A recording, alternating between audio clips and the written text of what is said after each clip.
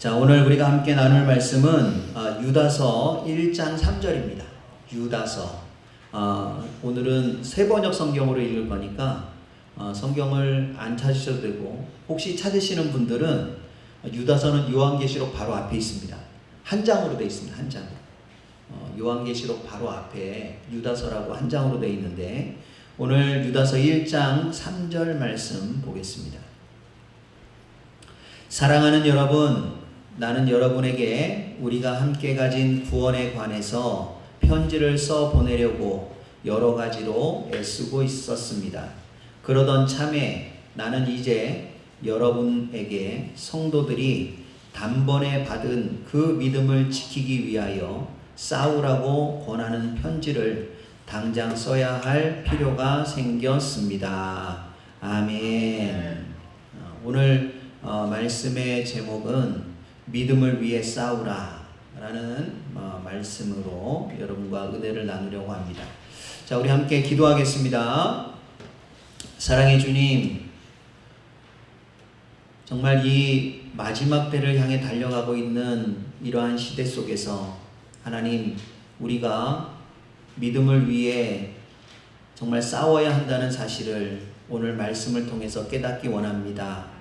하나님이 오늘 말씀을 통해서 알게 하여 주시고, 또한 깨어있는 자들 될 수 있도록 은혜 내려 주시옵소서.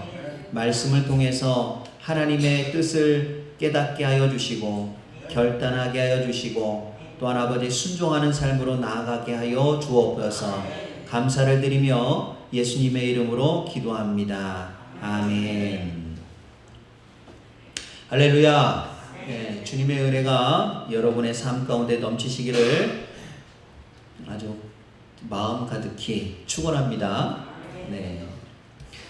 이틀 전에요, 충격적인 소식이 들렸습니다.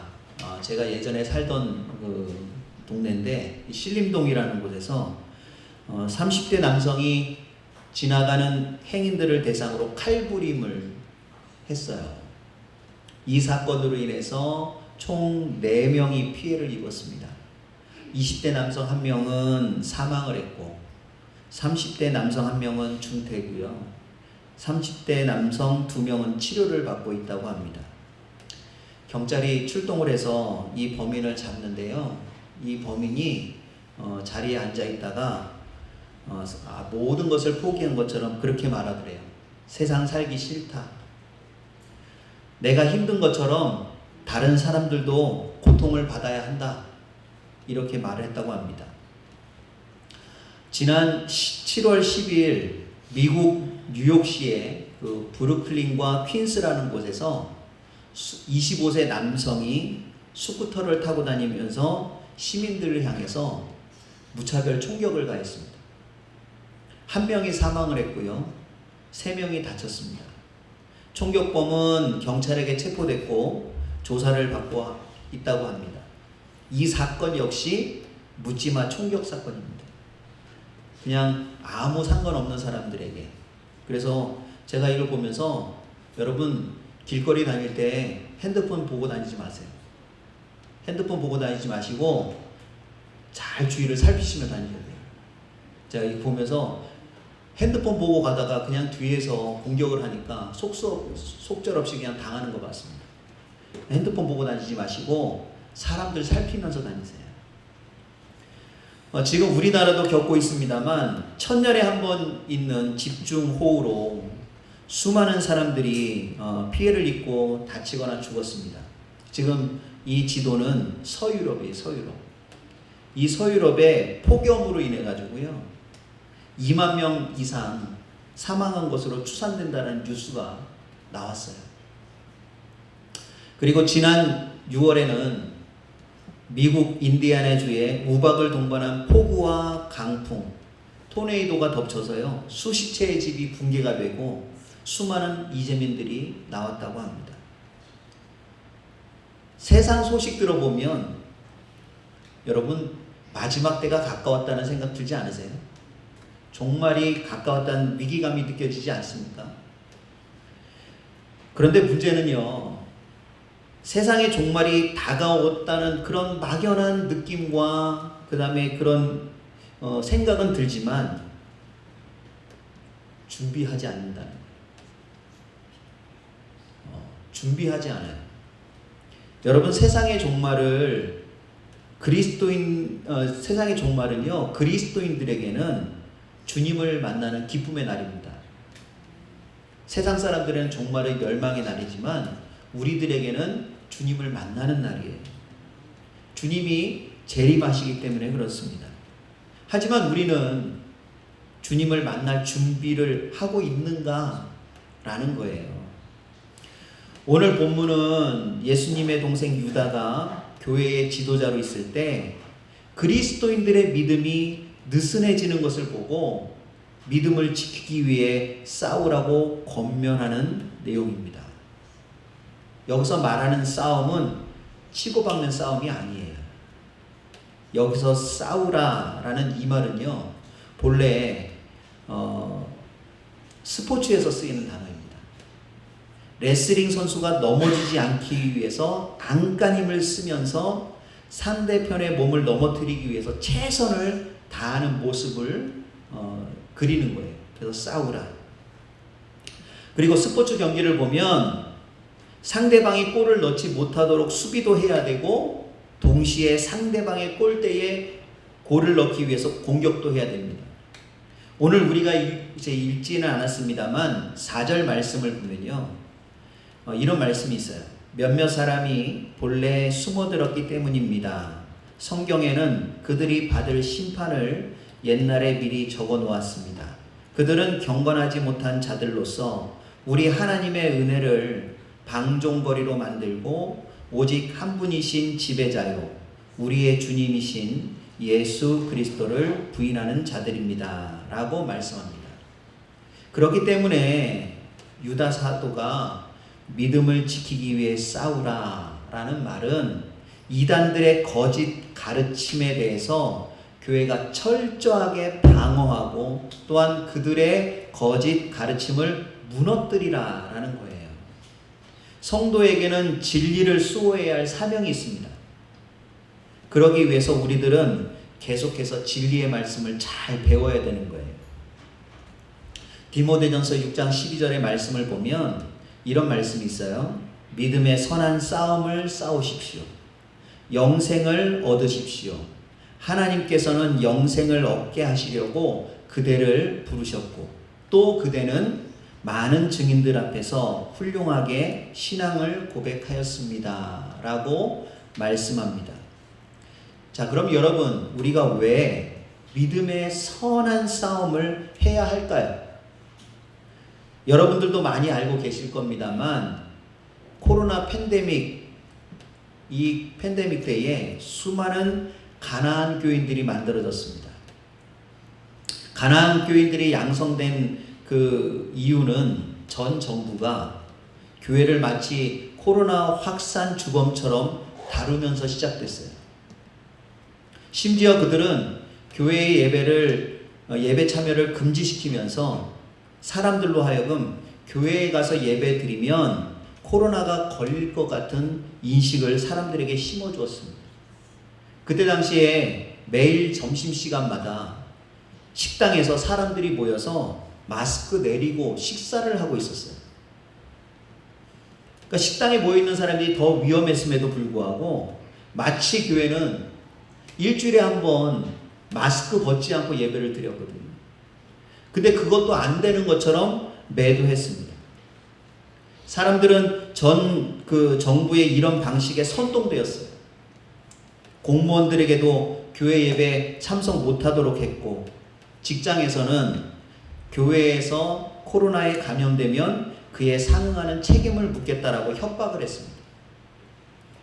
게다가 태극기 부대로 지칭하는 일부 기독교인들이 비상식적인 모습을 보임으로 인해서 평소 교회에 대해서 공격하던 안티크리스천들, 그 사람들에게 아주 좋은 먹잇감이 되고 말았습니다. 그들은 마치 자기들의 세상을 만난 것처럼 인터넷에 교회에 대해서 악플로 공격을 했고요. 크리스천들마저도 그들의 글에 동조하는 일들이 일어났습니다. 그로 인해서 수많은 가난한 성도들이 생겨났습니다. 이러한 사회 현상과 더불어서 개인의 신앙, 대한 회의도 한몫을 합니다. 코로나로 인한 어려움이 닥치자 하나님께서 왜 이런 시련을 주셔서 직장도 잃게 하고 사업에 어려움도 겪고 경제적 어려움이 오게 하셨는지에 대해서 신앙의 회의감도 찾아왔습니다. 기도에도 응답이 없는 것 같고 하나님의 살아계심에 대한 증거도 보이지 않고 영적인 무력감마저 찾아와서 하나님을 계속 믿어야 하는지에 대한 그런 의문도 갖게 되었습니다. 자연히 성경도 읽지 않게 되고 예배에 참석하지 않으니 신앙생활도 무너져 버리고 하나님보다는 당장 먹고 살 것에 대한 염려하고 걱정들이 더 많아졌다는 거예요. 게다가 인터넷 소셜 미디어를 보면 어떤 사람들은 하루 400만 원 하는 호텔에 가가지고 호캉스라고 즐기는 영상을 올리고 화려한 분위기의 레스토랑에서 음식 먹으면서 인생은 즐겨야 하는 것처럼 보여지는 이 허세 문화 때문에 그것을 보는 많은 젊은이들과 사람들이 자신의 신세를 한탄하게 됐다는 거예요. 여러분 데살로니가서 2장 3절을 보면요, 이런 말씀이 있습니다. 여러분은 아무에게도 어떤 방식으로도 속아 넘어가지 마십시오. 그날이 오기 전에 먼저 믿음을 배신하는 일이 생기고 불법자 곧 멸망의 자식이 나타날 것입니다 라고 말씀합니다. 다시 말하면 주님께서 오실 날이 가까워지면 가까워질수록 그리스도인들을 속이고 넘어뜨리려 하는 일들이 더 많이 일어날 것이라고 말씀합니다. 믿음을 저버리게 만들고요, 하나님을 떠나게 만들고 세상으로 돌아가도록 만드는 일들이 많이 일어날 것이라고 말씀을 해요. 베드로전서 5장 8절을 보면 정신을 차리고 깨어 있으십시오. 여러분의 원수 악마가 우는 사자같이 삼킬 자를 두루 찾아다닙니다 라고 말씀합니다. 여러분 성경에 보면 욥이라는 사람이 있었냐? 욥이라는 사람이 있었어요. 그는 우스라는 곳에서 살았고 흠이 없고 정직했으며 하나님을 경외하고 악을 멀리하는 아주 그런 경건한 사람이었습니다. 사탄이요 그를 넘어뜨리려고 하루아침에 온 재산을 잃어버리게 만들었고 모든 자녀들을 죽여버렸습니다. 사탄은 얼마 지나지 않아서 그의 온몸에 종기가 나도록 했어요. 그러자 욥의 아내가 이렇게 말합니다. 당신이 아직도 당신의 순전함을 지키느냐? 하나님을 저주하고 죽으라. 여러분 한번 생각해 보십시오. 욥에게 지금 남은 가족이라고는 아내밖에 없습니다. 그런데 아내가 무엇라고 말하고 있습니까? 죽으라고 말하고 있는 거예요. 죽으라고. 그것도 하나님을 저주하고 죽으라고 말하고 있어요. 여러분이 이 이야기에서 욥의 아내만 본다면 영적 전쟁에 대해서 모르고 있는 거예요. 여러분 영적인 눈을 뜨고 욥의 아내 뒤에 있는 사탄을 보시기를 바랍니다. 지금 욥이 대항해야 할 존재는 그의 아내가 아니에요. 만일 욥이 아내의 말에 당신이 지금 나한테 어떻게 그런 말을 할 수 있느냐? 나보고 죽으라고 한다니 나 무시하는 거냐? 이렇게 대응을 했다면 욥은 사탄에게 넘어갔을 겁니다. 욥은 그렇게 하지 않았습니다. 대신 욥은 하나님을 찬양하고 말로 죄를 짓지 않았어요. 유다 사도는요 믿음을 지키기 위해 싸우라 라고 명령합니다. 믿음을 지키기 위해 싸우라. 우리에게 주어진 믿음을 지켜야 한다는 거예요. 할렐루야. 여러분 1950년에 6월 25일 탱크로 무장한 북한이 38선을 넘어서 남침을 감행했습니다. 무기도 변변치 않던 한국군은요 탱크로 밀고 오는 그 북한군을 상대할 때 어떻게 했는지 아십니까? 그들을 막기 위해서 폭탄을 몸에 지니고 탱크로 뛰어들었어요. 그들이 목숨을 바쳐서 북한군을 막으려고 했던 이유가 무엇 때문입니까? 그들은 자신의 목숨을 던져서라도 지켜야 할 소중한 것들이 있기 때문에 그렇습니다. 철길에서 한 아이가 놀고 있었습니다. 그때 한쪽에서 기차가 막 이 아이를 향해서 달려가요. 그 모습을 본 한 여인은 발을 동동 구르면서 아이에게 빨리 피하라고 소리를 칩니다. 그런데 그 모습을 본 아이의 엄마는 달라요. 엄마는 그 즉시 아이에게 달려가서 아이를 철길에서 밀어내고 자신은 기차의 생명을 잃었습니다. 그 이유가 무엇입니까? 아이의 생명이 자신의 생명보다 더 소중하기 때문에 그렇습니다. 우리에게 지켜야 할 믿음이 무엇입니까? 우리가 지켜야 할 믿음. 그 믿음이 무엇이죠? 그만큼 우리에게 소중한 것인가요?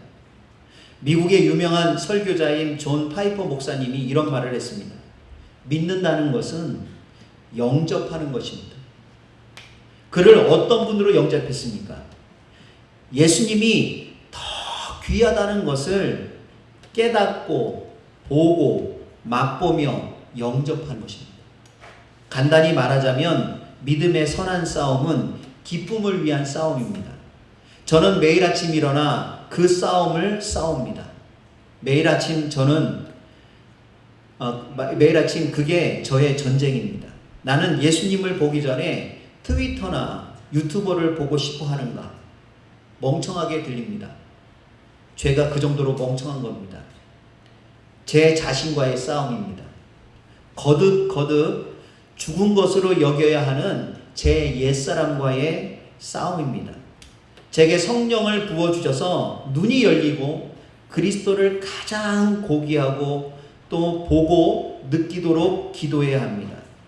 이것이 전쟁입니다. 이것이 바로 믿음의 삶입니다. 믿음은 가장 고귀한 보물인 그리스도를 보고 음미하는 겁니다. 예수님이 그만큼 내게 귀하다는 거예요. 내 생명보다 더 귀하고 그분을 지켜야 한다는 거예요. 그 믿음을 지켜야 한다는 겁니다. 여러분, 그러면 우리가 믿음을 지키기 위해 싸우는 대상은 누굴까요? 첫 번째는 오늘 말씀에 그 목사님의 설교도 보면 자기 자신이라는 거예요. 나와의 싸움이에요. 나와의 싸움. 세상을 따르고자 하는 자신의 옛사람과 싸워야 한다는 거예요. 세상의 것을 자꾸 보고 세상의 것을 자꾸 맛보고 세상의 것을 자꾸 음미하고자 하는 그 옛사람의 죄성과 싸워야 한다는 겁니다. 어떻게 싸워야 할까요? 그것은 바로 우리의 선택에 달려있는 거예요. 여호수아에 보면 가나안 땅에 들어간 이스라엘은 그리심산과 에볼산에 지파별로 올라가서 나눠서 올라갑니다. 이것은 이스라엘 백성에게 항상 두 가지 선택의 길이 있다는 거예요. 그게 뭐예요? 하나님을 선택하면 복을 받지만 세상을 선택하면 저주를 받게 된다라는 거예요. 마찬가지입니다. 우리 앞에도 선택의 길이 놓여 있습니다. 우리 앞에서도 언제나 선택의 길이 있는데 그 선택의 길에 무엇을 선택하시겠습니까? 주님을 선택하는 복된 길 되시기를 바랍니다. 두 번째 싸움의 대상은 뭘까요? 바로 사탄입니다. 사탄은 영적인 존재로 우리를 넘어뜨리는 존재예요. 은밀하게 우리의 생각 속에 들어와서 부정적인 속삭임으로 또는 낙심하는 마음으로 좋지 않은 생각들로 우리에게 심어 놓습니다. 한편으로는 가장 가까운 그 사람을 통해서 우리를 시험하기도 합니다. 욥의 아내처럼 말입니다. 사탄은 대적해야 되는 거예요. 그래서 야고보서 4장 7절의 말씀이죠. 그런즉 너희는 하나님께 복종할지어다. 마귀를 대적하라. 그리하면 너희를 피하리라. 마귀는, 사탄은 대적해야 되는 겁니다. 물리쳐야 되는 거예요. 세 번째 우리 싸움의 대상은 세상입니다. 세상. 시대의 풍조, 유행 방식을 따라가지 마시기 바랍니다. 사람들이 점점 악해진다고 해서 우리까지 악해져서는 안 되는 거예요. 사람들이 우리를 속인다고 해서 우리까지 속이는 자가 돼서는 안 되고요. 사람들이 아무렇지 않게 횡령을 한다고 해서 우리도 횡령을 하면 안 돼요. 바울은 자신의 제자 디모데에게 마지막 때가 될 때 사람들이 어떻게 되는지에 대해서 말씀해 주고 있습니다. 디모데후서 3장 1절에서 15절을 보면 이렇게 말씀하죠. 그대는 이것을 알아두십시오. 말세에 어려운 때가 올 것입니다. 사람들은 자기를 사랑한대요. 자기 사랑이 많다는 거예요. 여러분, 그 허세가 뭐겠습니까? 자기 사랑이에요. 자기 사랑. 그리고 돈을 사랑한대. 뽐내기를 좋아해요. 남들에게 뽐내는 거 좋아합니다. 교만하죠. 하나님을 모독하며 부모에게 순종하지 않으며 감사할 줄 몰라요. 불경스러우며 정이 없어요. 무정이에요. 그리고 원한을 풀지 않습니다. 요즘 넷플릭스나 이런 거 보면 복수하는 그런 드라마가 많아요. 복수. 자기가 어릴 때 당했던 거 끝까지 찾아가서 복수하는 거. 여러분, 원수를 갚는 것은 누구에게 있습니까? 하나님께 있어요. 우리가 원수 갚는 게 아니에요. 우리가 해야 할 일은 용서하는 거예요. 그런데 세상은 뭐라고 그래요? 복수해야. 복수해야 된다. 그런 복수의 모습을 그 드라마 보면 통쾌하죠. 마음이 시원하죠. 내가 못하는 거 드라마에서 해주니까 좋지요. 아니, 그거 자극하는 거예요. 우리의 마음을 자극하는 거예요. 복수하라고 자꾸 부추기는 거예요. 복수해야 시원하다는 거예요. 내 마음이. 아니요. 절대 그렇지 않습니다. 복수해도 내 마음이 찜찜해요. 평안함이 없습니다. 비방하지요. 절제하지 않습니다. 그냥 절제하지 않고 마음대로 살게, 마음대로 내 마음대로 행하게. 그래서 내가 내 돈 주고 내가 얘기한다는데 네가 뭔데 나한테 간섭하느냐, 이런 얘기들 하잖아요. 그죠? 그리고 난폭합니다. 아까도 그 사건들 보셨죠? 난폭해요. 그래서 제가 핸드폰 보고 다니지 말라는 거예요. 주위를 살피면서 다니세요. 누가 언제 어떻게 공격할지 몰라요. 선을 좋아하지 않습니다. 배신하지요. 무모해요. 무모해. 계획이 없어요. 그냥 무모하게 달려가요. 자만하죠. 내가 세상에서 최고라고 생각합니다. 하나님보다 쾌락을 더 사랑하고 겉으로는 경건하게 보이지만 경건함의 능력을 부인하는 것입니다. 그대는 이런 사람들을 멀리 하십시오 라고 바울은 디모데에게 이야기하고 있습니다. 여러분, 이 말씀 가만히 보시면 오늘과 같지 않습니까? 이 시대의 모습이 그대로 나타나고 있지 않습니까? 그렇기 때문에 세상 따라가면 안 돼요. 그리스도인들은 세상과 구별된 사람들입니다. 하나님의 백성으로서 하나님의 백성의 위치와 자리를 지켜야 되는 거예요. 사랑하는 성도 여러분, 여러분에게 있는 믿음 정말 소중합니까? 여러분 안에 계신 예수 그리스도 정말 여러분의 생명보다 소중하십니까? 세상이 마지막으로 달려갈 때 우리가 소중히 여기는 그 믿음이 빛을 발할 겁니다. 우리가 지키는 믿음은 멸망하는 세상에서 우리를 구원할 것입니다. 어떤 유혹에도 넘어가지 마시기 바랍니다. 우리의 믿음을 흔드는 어떤 상황에서도 믿음을 지키시기를 바랍니다. 믿음을 지키시기 위해 싸우십시오. 마음에 드는 여러 가지 혼란스러운 생각들에게 휘둘리지 마시기 바랍니다. 믿음을 저버리고 세상 방식을 따르라고 하는 유혹에 저항하십시오. 그러면 그 우리의 저항과 싸움을 주님께서 도우십니다. 기도하겠습니다.